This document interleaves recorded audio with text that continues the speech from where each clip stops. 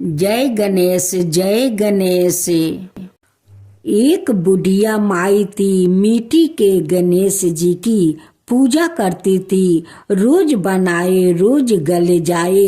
एक सेठ का मकान बन रहा था। वो बोली, पत्थर का गणेश बना दो। मिस्त्री बोले, जितने हम तेरा पत्थर का गणेश गढ़ेंगे उतने में अपनी दीवार ना चीनेंगे। बुढ़िया बोली, राम करे तुम्हारा दीवार टेढ़ी हो जाए। अब उनकी दीवार टेढ़ी हो गई। वो चीने और ढा देबे, चीने और ढा देबे। इस तरह करते करते शाम हो गई। शाम को सेठ आया। उसने कहा, आज कुछ भी नहीं किया।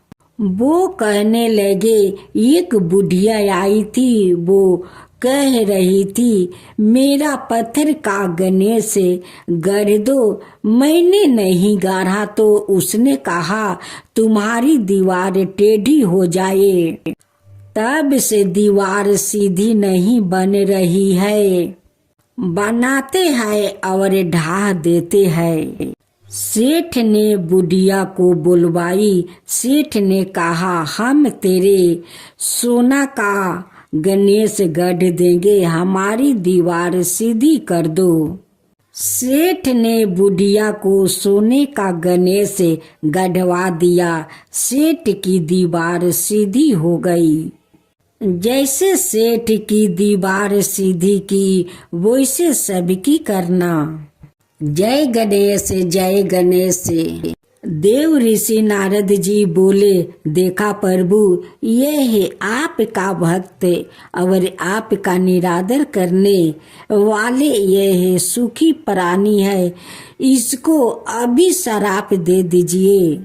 नारद जी की बात सुनते ही प्रभु ने उसे सेठ को और अधिक धन संपत्ति बढ़ाने वाला वरदान दे दिया। नारद जी यह देख आश्चर्यचकित रह गया। इसके बाद भगवान नारद जी को लेकर एक बुढ़िया मैया के घर में गए। बुढ़िया की एक छोटी सी झोपड़ी थी। उसमें एक गाय के अलावा और कुछ भी नहीं था। जैसे ही भगवान ने भिक्षा के लिए आवाज लगाई, बुढ़िया मैया बड़ी खुशी के साथ बाहर आई।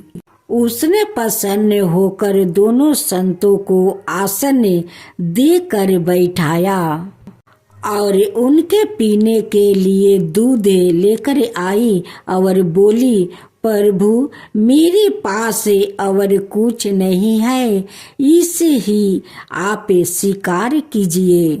भगवान ने बड़े प्रेम से स्वीकार किया।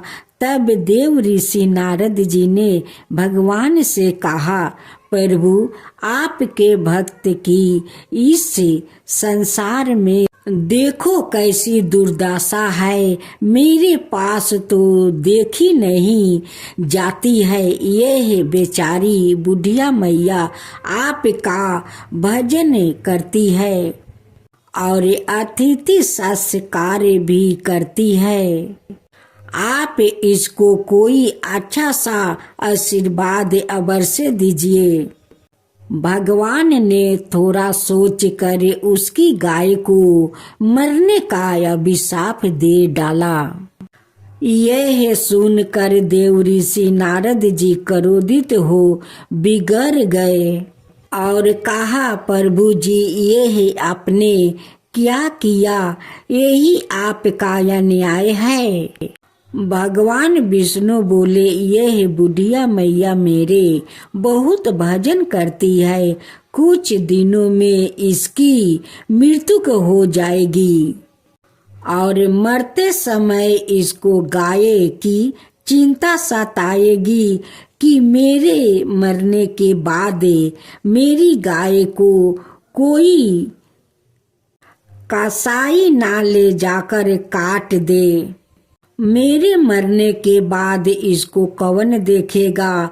तब इस मैया को मरते समय मेरा स्मरण ना होकर बस गाय की चिंता रहेगी और वह मेरा धाम को ना जाकर गाय की योनि में चली जाएगी। उधर सेठ को धन बढ़ने वाला वरदान इसलिए दिया कि मरते समय धन तथा तिजोरी का ध्यान करेगा और वह तिजोरी के नीचे सांप बनकर जीवन व्यतीत करेगा।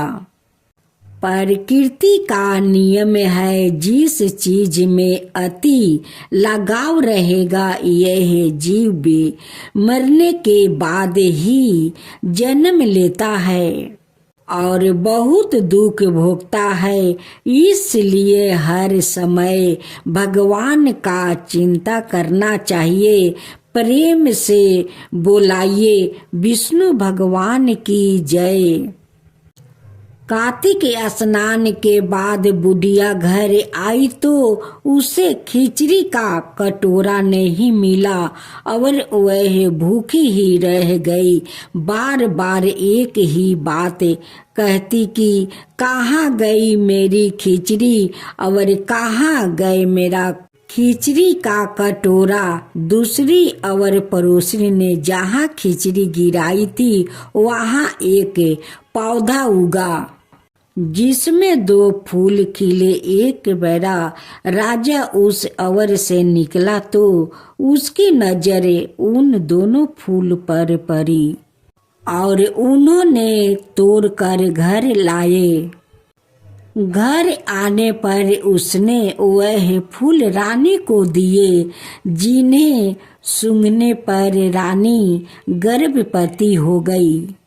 कुछ समय बाद रानी ने 2 पुत्र को जन्म दिया।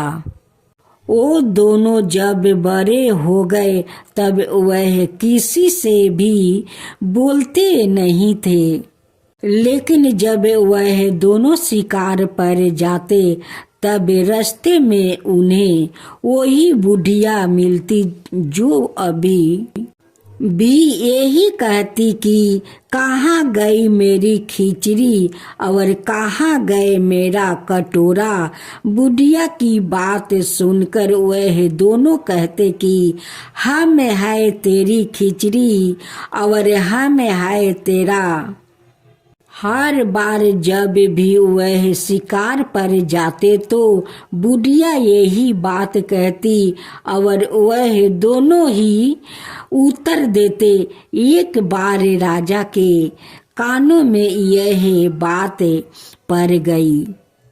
उसे आश्चर्य हुआ कि दोनों लड़के किसी से नहीं बोलते, तब यह बुढ़िया से कैसे बात कर लेते हैं। राजा ने बुढ़िया को राजमहल बुलवाया और कहा कि हमसे तो किसी से यह दोनों बोलता नहीं है, तुमसे यह कैसे बोल लेते हैं। बुढ़िया ने कहा कि महाराज, मुझे नहीं पता कि यह कैसे मुझसे बोल लेते हैं। मैं तो कार्तिक का व्रत करती थी और कृष्णा भगवान मुझे खिचड़ी का बेला भर कर दे जाते थे।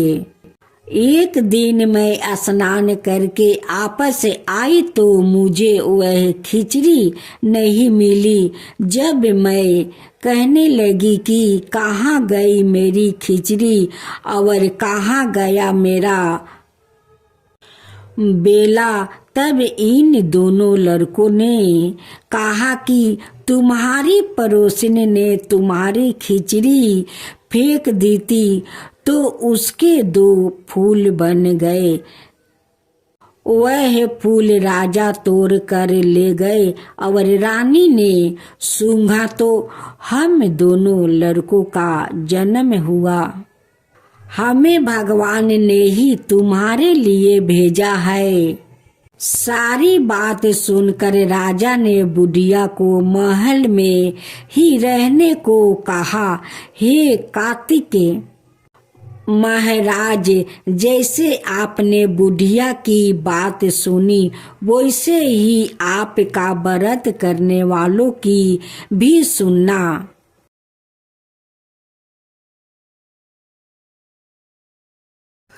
एक औरत थी, उस औरत का नाम कुंती थी। कुंती का 3 संतान था, एक बेटी और 2 बेटा। बेटी के नाम मुन्नी थी और बेटा का नाम सोहन और गोपाल था। एक दिन की बात है, सोहन और गोपाल अपना माता पिता और बहन को छोड़कर वो परदेश चला जाता है तो फिर परदेश से लौट कर नहीं आता है। कुंती अपना बेटी को लेकर खेत में चली जाती है और दोनों माँ बेटी अपना खेत में बहुत मेहनत करती है। उसी समय एक ट्रेन आता है। कुंती उस ट्रेन के तरफ देखती है और अपना आँख से आंसू बहाती है। मुन्नी कहती है कि माँ, क्या हुआ माँ, क्यों तुम आँख से आंसू बहा रही हो माँ? मुन्नी कहती है कि माँ, सोहन भैया गोपाल भैया के तुम्हें याद आता है ना माँ? मत रो माँ, मत रो, एक दिन देखना गोपाल भैया सोहन भैया आ जाएंगे माँ, जरूर आ जाएंगे। माँ, तुम जब खेत में आती हो और जब ट्रेन आता है तो तुम ट्रेन के तरफ देखकर रोने लगती हो। बहुत सोहन भैया और गोपाल भैया तुम्हें याद आते हैं ना माँ? बहुत याद आते हैं। ठीक है माँ, तुम चिंता मत करो, देखना एक दिन सोहन भैया गोपाल भैया जरूर आ जाएंगे।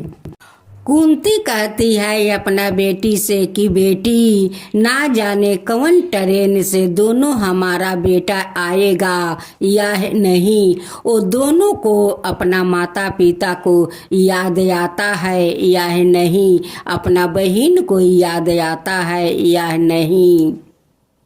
मुन्नी कहती है कि माँ, तुम चिंता मत करो माँ, चिंता मत करो, देखना जरूर एक दिन गोपाल भैया और सोहन भैया आ जाएंगे माँ, जरूर आ जाएंगे।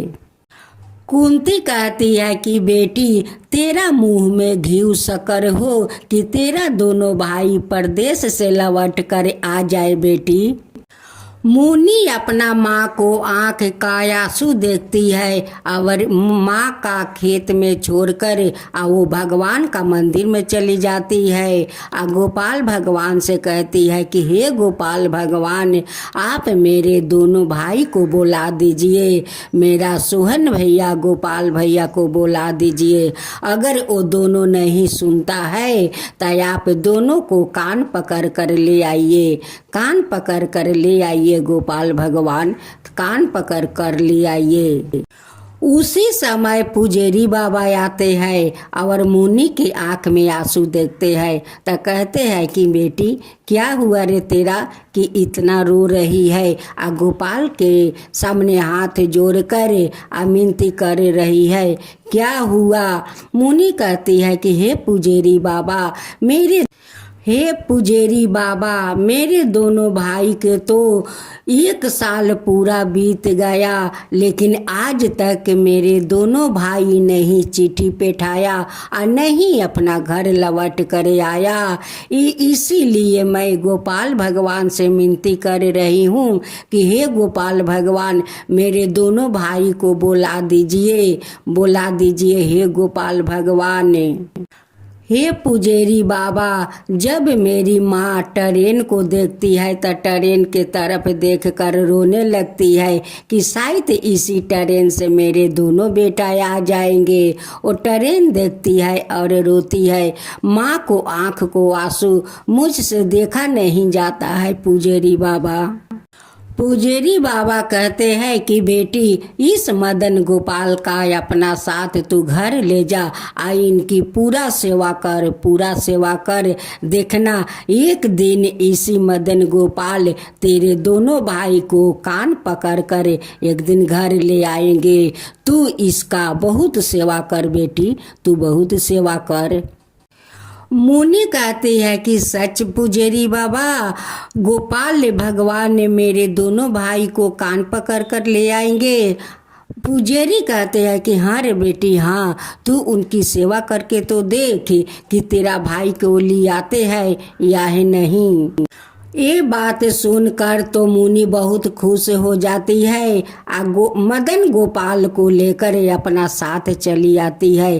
आकर एक गमला में रख देती है। उसी गमला में मदन गोपाल को मल मल कर नहलाती है या नहवा कर उन्हें टॉवल से शरीर पोंछती है या पोंछ कर उन्हें एक आसन पर बैठा देती है। उन्हें श्रृंगार करती है। श्रृंगार करते हुए फिर उन्हें भोग लगाती है, आरती करती है। कुंती आती है और मुनि से कहती है कि अरे मुनि, इस पुतुल का तू सेवा करती है, इसे सेवा कर कर तुझे क्या मिलेगा। मुनि कहती है कि माँ, इसे सेवा करके तो सब कुछ मिलेगा माँ। देखना, एक दिन यही मदन गोपाल मेरे दोनों भाई को बुला कर ले आएंगे माँ, यही गोपाल ले आएंगे। मुनि कहती है कि माँ, ये तो मेरा मदन गोपाल है माँ, मदन गोपाल है। इनकी सेवा करके तो मुझे बहुत आनंद मिलता है माँ, बहुत आनंद मिलता है। देखना माँ, देखना माँ, यही मदन गोपाल हमारा दोनों भाई को एक दिन बुला कर ले आएंगे माँ, एक दिन जरूर ले आएंगे। मदन गोपाल का सेवा करते करते तो मुनि विवाह का योग हो गई। एक दिन उसी पुजारी उनके घर आते हैं और कुंती से कहते हैं कि कुंती, तेरा बेटी तो विवाह का योग हो गई है, उन्हें तो अब विवाह कर देना चाहिए। कुंती कहती है कि कैसे मैं विवाह कर दूं, कोई घर में मर्द हो तब तो करूं, कोई देखने वाला खोजने वाला तो घर में कोई मर्द तो है नहीं। उसी समय एक राजकुमार पुजारी का सामने आते हैं और वो दोनों को बात करते हुए सुन लेते हैं। वो राजकुमार कहते हैं कि हे पुजारी जी, आप दोनों को अनुमति हो तो मैं उनकी बेटी से शादी करने के लिए मैं तैयार हूँ। पुजारी जी कहते हैं कि देखो कुंती, मदन गोपाल का चमत्कार देखो, देखो मदन गोपाल तुम्हारा घर राजकुमार बैठा दिया कि तुम्हारे बेटी से इसी राजकुमार विवाह करेंगे। इधर घर में मुनि का शादी का तैयारियां चल रहा था। अब मुनि अपना घर से बाहर निकलती है। उसी समय देखती है कि उनकी दोनों भाई आ रहे हैं। मुनि देखकर दोनों भाई को अपना दोनों हाथों से अकवारी में पकड़ लेती है और दोनों भाई का सीने में लाग जाती है। दोनों भाई कहते हैं कि बहन, क्या हुआ मुनि, क्या हुआ, तुम क्यों रो रही हो। मुनि कहती है कि भैया आप दोनों को आने में इतना बरस क्यों लाग गया भैया, क्यों लाग गया। दोनों भाई कहने लगे कि मुनि, तेरे शादी के लिए हम लोग का धन इकट्ठा करने में इतना समय लाग गया बहन, इतना समय लाग गया। अगर हम लोग धन इकट्ठा नहीं करते तो तुम्हारा शादी कैसे होता बहन। मुनि का सारे विधि विधान का अनुसार तो शादी हो गया। एक आदमी घर में आकर कुंती से कहते हैं कि कुंती चाची देखो, तुम्हारा दोनों बेटा परदेश से आ गया। कुंती कहती है कि मेरा बेटा परदेश से आ गया, मेरा बेटा दोनों तो मेरा सामने है। वो कहते हैं कि नहीं कुंती चाची, आपका दोनों बेटा आ गया। सोहन और गोपाल अपना माँ के सामने आते हैं और कुंती कहती है कि वो मेरा सोहन गोपाल है कि तुम लोग मेरे सोहन गोपाल हो। ये लोग कहते हैं कि नहीं माँ, हम लोग है आपका बेटा सोहन और गोपाल। तो कहती है कि वो दोनों कौन है। वो दोनों कहते हैं कि हम तो मदन गोपाल है। एक बोलता है कि हम तो विष्णु है। विष्णु भगवान भी अपना रूप में आ जाते हैं, मदन गोपाल भी अपना रूप में आ जाते हैं। और वो लोग देख कर वो आश्चर्य में पड़ जाते हैं कि ये तो भगवान हमारा घर में आकर। कुंती कहती है कि ये तो सत्य सत्य मेरे घर भगवान आए हुए हैं, ये तो सत्य सत्य मेरे घर भगवान आए हुए हैं। कुंती सर झुकाते हुए हाथ जोड़ते हुए भगवान को प्रणाम करती है और धन्यवाद देती है। मदन गोपाल और विष्णु भगवान कहते हैं कि मुनि का श्रद्धा भक्ति और प्यार देखकर हम लोग का उनकर भाई बनकर आना पड़ा। उनकी श्रद्धा देखकर हम लोग का भाई बनकर मुनि को आना पड़ा। अगर ऐसी बहन अगर मदन गोपाल को सेवा करे तो भाला मदन गोपाल क्यों नहीं मुनि का भाई बनकर आ सकते हैं। बस हम दोनों मुनि का भाई बनकर आ गए। ये सारे बात कहते हुए दोनों अंतर ध्यान हो जाते हैं और उनकी दोनों भाई अपना हाथों से मुनि को डोली में बैठाकर विदाई करते हैं। मुनि अपना ससुराल चली जाती है, अपना ससुराल जाकर खुशी खुशी से रहती है। कुंती का दोनों बेटा कुंती के साथ रहने लगे। ये लोग अपना परिवार में खुशी खुशी से रहने लगे। जो आपका कहानी कहता है, जो सुनता है, जो हुंकारी भरता है, उन सब का ऊपर कृपा कीजिए हे मदन गोपाल। सब का ऊपर कृपा कीजिए हे मदन गोपाल। जय कन्हैया लाल की, मदन गोपाल की। बुरवन को हाथी घोड़ा लड़कन को पाल की। जय कन्हैया लाल की, जय कन्हैया लाल की। मदन गोपाल की, मदन गोपाल की। जय कन्हैया लाल की, जय कन्हैया लाल की। सब कोई मिल कर बोलो मधुसूदन गोपाल की, मधुसूदन गोपाल की। कार्तिक मास का गंगा स्नान व्रत कथा सुने। किसी गांव में एक बुढ़िया महिला रहती थी। वह कार्तिक मास का व्रत रखा करती थी। उसके व्रत खोलने के समय भगवान श्री कृष्ण आते और खिचड़ी का राख कर चले जाते। बुढ़िया महिला के पड़ोस में एक औरत रहती थी। वह बुढ़िया महिला को देख कर ईर्ष्या करती थी कि इसका कोई नहीं है, फिर भी इसे खाने के लिए खिचड़ी मिली ही जाती है। एक दिन कार्तिक महीने का स्नान करने बुढ़िया महिला गंगा नदी पर गई। पीछे से भगवान कृष्णा उनके लिए खिचड़ी राख गए। जब पड़ोसन ने खिचड़ी का कटोरा रखा देखी तो वह कटोरा उठाकर घर के पीछे फेंक आई। कार्तिक स्नान के बाद बुढ़िया महिला ने घर आकर देखा कि आज खिचड़ी का कटोरा नहीं है। वह भूखी रह गई। पड़ोसन ने जहाँ खिचड़ी गिराई थी वहाँ एक पौधा उगे जिसमें 2 फूल खिले। एक बार एक राजा उस नगर से निकला तो उसकी नजर उन दोनों फूलों पर पड़ी। वो उन्हों तोड़ कर घर ले आया। घर आकर उसने वह फूल रानी को दे दिया, जिन्हें सूंघने पर रानी गर्भवती हो गई।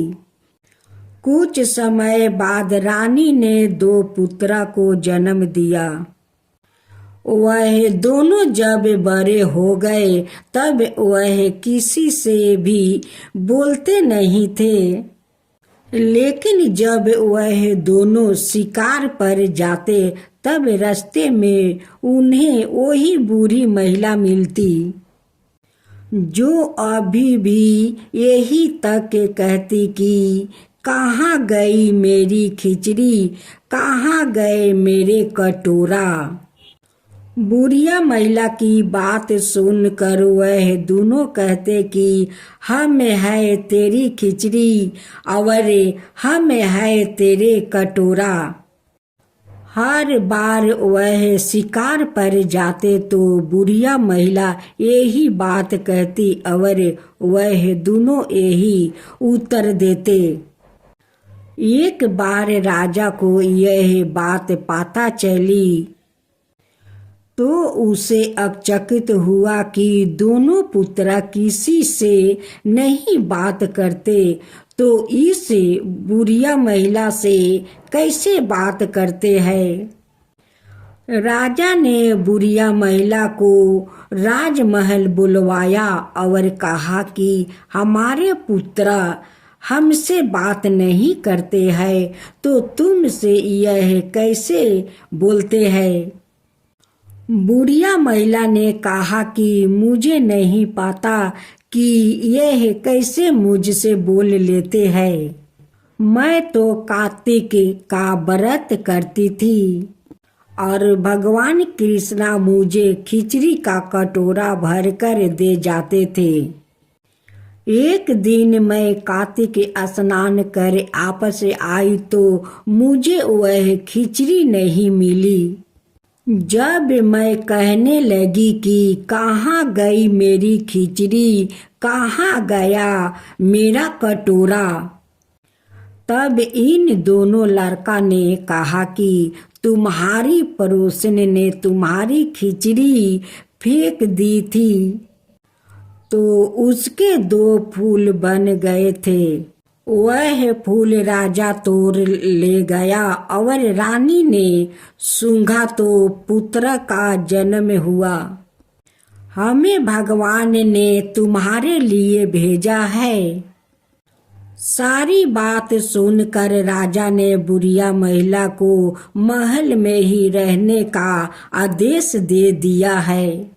कार्तिक महाराज जैसे अपने बुढ़िया महिला की बात सुनी वैसे ही आपका व्रत करने वालों की भी सुनना। भोलेनाथ की जय हो, भोलेनाथ की जय हो, माँ काली की जय हो, माँ काली की जय हो। एक गांव में एक ब्राह्मणी रहा करती थी। उनकी एक बेटी थी। अपना बेटी का नाम वो राजकुमारी रखी थी। और वो ब्राह्मणी माँ काली का अमावस का दिन बहुत श्रद्धा भक्ति से पूजा करती थी। एक दिन राजकुमारी अपना माँ से कहती है कि माँ तुम जे इनकी पूजा करती हो लेकिन इनकी तो एक पाँव भोलेनाथ का सीने पर क्यों है माँ और दूसरी इनकी जीभ बाहर क्यों है माँ। राजकुमारी तो बहुत छोटी थी, उनकी तो बुद्धि नहीं थी। अपना माँ से कहती है कि माँ इनकी चेहरा इतना डरावना क्यों है माँ, वो आदमी का मुंडू का माला क्यों पहनती है माँ, क्यों पहनती है। राजकुमारी का माँ कहती है कि बेटी मैं इनकी बारे में तुम्हें एक कहानी सुनाऊंगी।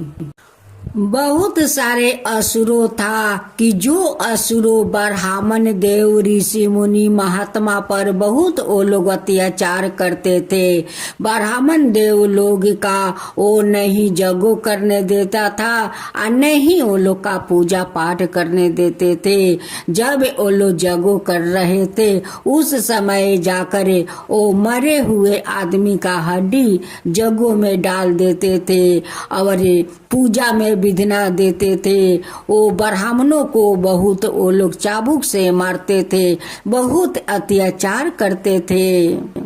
यहाँ तक कि वो असुर लोग देव लोग में जाकर भी अत्याचार कर रहे थे, सब देवताओं को बहुत परेशान कर रहे थे।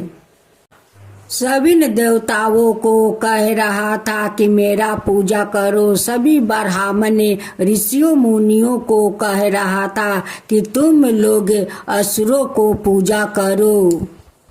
अब तो वो लोग देव लोग में जाकर अत्याचार करने लगे। अब सभी देवताओं लोग कहने लगे कि देखो ये तो असुरों को अत्याचार बढ़ गया है कि ये लोग देव लोग तक पहुंच गया। अब पहुंच कर हम लोग पर इतना अत्याचार कर रहे हैं। अब हम लोग क्या करें। अब सभी देव लोग मिलकर महादेव के पास जाते हैं।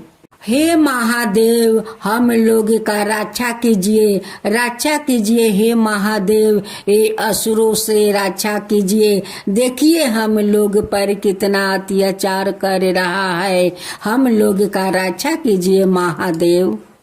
भोलेनाथ तो अपना ध्यान में लीन था। उधर जाकर ब्राह्मणों को, ऋषि मुनियों को सबका वो पूजा नहीं करने देता है और चाबुके चाबुके मारते हैं।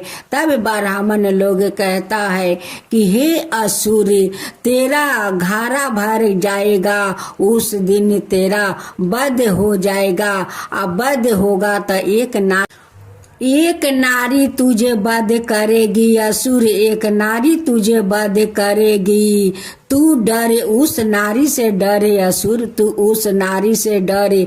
जितना तू सब देवी देवताओं ब्राह्मणों को अत्याचार करता है, एक दिन तुझे वध होकर रहेगा। असुर लोग उस ब्राह्मण से कहते हैं कि तेरा नारी मुझे वध करेगी, तो उस नारी को तू बुलाओ कि मैं उस नारी को देखी कि उस नारी में कितना शक्ति है। तू बुलाओ, उस नारी को बुलाओ।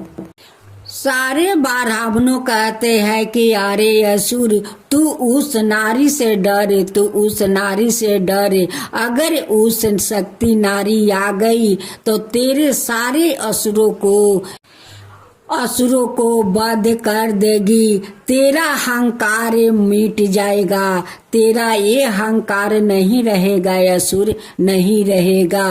वो सारे असुरों को खत्म कर देगी। उस असुर को तो अपना अहंकार पर बहुत घमंड था, बहुत घमंड था। बार बार कहने लगा कि अरे ब्राह्मणों, बुलाओ उस शक्ति नारी को, मैं भी तो देखूं कि तेरा वो शक्ति नारी कैसी है। जब सारे देव देवियों, ऋषि मुनि, ब्राह्मण अपना रक्षा के लिए माता को पुकारते हैं तो माता एक सुंदरी का रूप धारण करते वहां पर आती है। असुर कहता है कि अरे ब्राह्मण, इस नारी मुझे वध करेगी, इसे तो मैं चुटकी से मचल दूंगी। आये मुझे क्या वो वध करेगी। ए सुंदरी, तू मुझसे शादी कर ले, तू वध करने के तेरे में शक्ति नहीं है, तू आओ मुझसे शादी कर ले। अब तो ये बात सुनकर माँ तो बहुत क्रोध हो जाती है, एक चंडालिन काली का रूप धारण करती है। अब तो माँ कहती है कि अरे असुरो, देख तू एक नारी का ललकारता है, देख ललकारने के कारण तेरा क्या दंड मिलता है। देख तेरे सारे असुरों को मैं कैसे संहार करती हूँ, और उनकी रक्त से सेवन करके मैं कैसे पेट भरती हूँ। अब तो माँ अपना क्रोध में आकर सारे असुरों को गाला काटती है और उनकी रक्तों को सेवन करके अपना पेट भरती है। अब तो सभी को काटते काटते एक कोना शेष कर देती है। अब तो गणेश कहने लगे कि पिताजी पिताजी देखिए माँ का एक कैसा रूप धारण किया है। पिताजी माँ कैसी रूप धारण की है, देखिए सारे असुरों को कैसे वध कर रही है। पिताजी कैसे वध कर रही है, देखिए पिताजी एक कोना तो माँ साफ कर दिया है, दूसरे कोना जा रही है। पिताजी आप कुछ कीजिए, पिताजी आप कुछ कीजिए।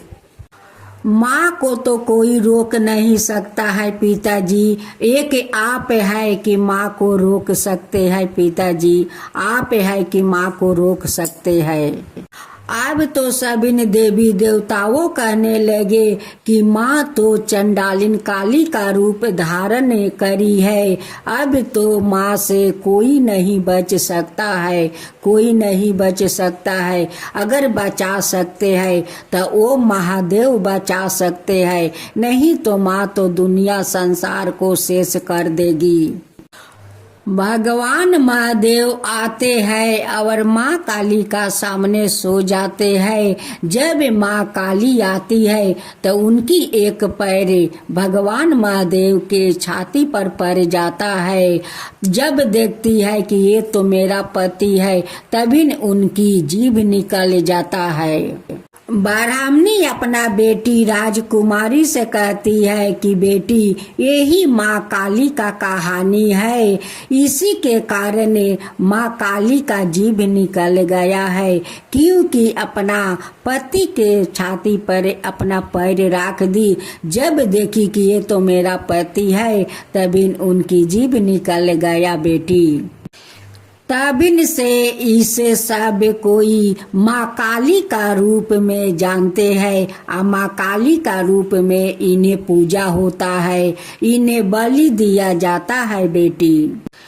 तब राजकुमारी अपना माँ से कहती है कि माँ इस काली माँ में तो बहुत शक्ति है, माँ बहुत शक्ति है। देखो इतने सारे असुर था और माँ तो अकेली थी, वो अकेले ही सभिन को गाला उतार दी। माँ सभिन को गाला उतार कर और उनकी रक्त से उन्हीं सेवन किया। माँ तो कितना शक्तिशाली है, माँ काली बहुत शक्तिशाली है। माँ ब्राह्मणी अपना बेटी से कहती है कि बेटी उस लिए तो माँ काली का भरल अमावस में उनकी पूजा होता है।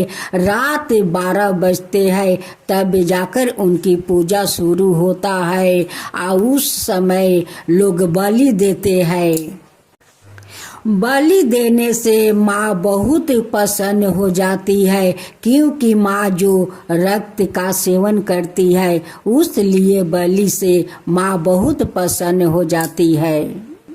राजकुमारी अपना माँ से कहती है कि माँ तुम भी तो भरल अमावस का दिन पूजा करती हो इस माँ काली का, तो तुम भी तो बलि देती होगी। वो कहती है कि बेटी मैं तो बलि नहीं दे सकती हूँ, हम लोग तो गरीब है बेटी, मैं कहाँ से माँ काली को बलि दूँ। मैं एक कबूतर ले आती हूँ और उसी कबूतर को माँ को दे देती हूँ बेटी।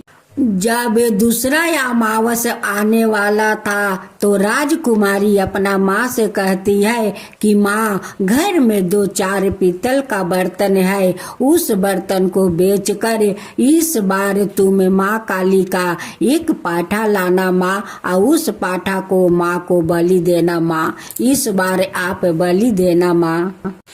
माँ अपना बेटी से कहती है कि बेटी वही तो कई बर्तन घर में है कि उसमें दाल चावल हम लोग पकाते हैं खाते हैं, वो बेच देंगे तो हम लोग कैसे बनाएंगे और खाएंगे बेटी, कैसे बनाएंगे खाएंगे, कोई तो बर्तन नहीं रह जाएगा। बेटी कहती है कि माँ कोई बात नहीं है, हम लोग मिट्टी के हारी किन कर ले आएंगे और उसी मिट्टी का हारी में हम लोग चावल दाल पका कर खाएंगे। वो बेटी के बात सुनकर सारा बर्तन बेचकर एक छोटा सा एक पाठा किन कर ले आती है।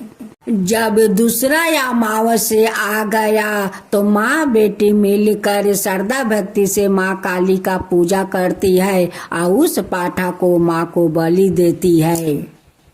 उधर घर में माँ काली तो अन्न धन भर देती है, बहुत सारा बर्तन भाड़ा से लेकर अन्न धन वस्तु बहुत सारे धन घर में भर देती है। जब माँ बेटी पूजा करके घर में जाती है तो देखती है कि घर का तो रौनक बदल गया है। और वो कहती है कि देखो माँ देखो, ये माँ काली का चमत्कार देखो माँ देखो, आज माँ बहुत हम लोग पर प्रसन्न है। माँ देखो आज तुम एक पाठा किनकर बलि दी, तो देखो माँ उस बदले में आपको इतना धन दे दिया है, इतना धन कि ये धन तो हम लोग कभी शेष नहीं कर सकते हैं माँ, नहीं कर सकते हैं।